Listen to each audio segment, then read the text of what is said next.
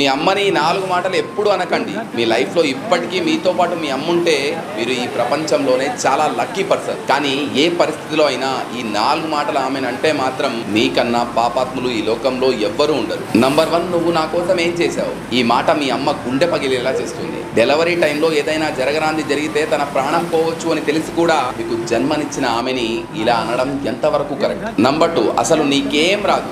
ఎవరి దగ్గర అయితే నడవడం, మాట్లాడడం, తినడం నేర్చుకున్నామో ఆమెనే ఇలా అంటే సూర్యుడికి ప్రకాశించడం తెలియదు అన్నట్టుంటుంది. మేబీ ఈ రోజున్న టెక్నాలజీ తనకు అర్థం కాకపోవచ్చు, కానీ మనం ఏం చెప్పకుండానే మన బాధని అర్థం చేసుకునే చాట్ జీపీటీ తన దగ్గర మనం పుట్టినప్పటి నుంచి ఉంది. నంబర్ 3, ప్రతిసారి నన్ను ఏదో ఒకటి అంటూనే ఉంటావు. నిన్ను అనాలని కాదు, నువ్వు ఎక్కడ రాంగ్ రూట్లోకి వెళ్తావన్న భయం తను అలా అనేలా చేస్తుంది. నంబర్ 4, నువ్వు నా లైఫ్లోకి ఇంటర్ఫియర్ కావద్దు. నువ్వు ఈరోజు తీసుకుంటున్న ప్రతి ఊపిరి మీద తన పేరుంది. అమ్మకి మనం తప్ప మరే ప్రపంచం ఉండదు.